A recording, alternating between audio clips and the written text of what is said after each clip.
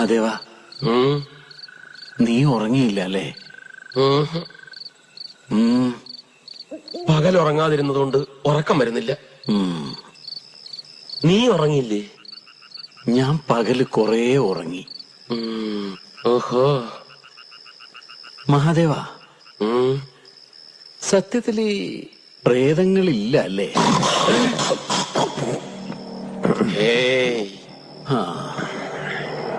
ഇനി ഉണ്ടാവോ?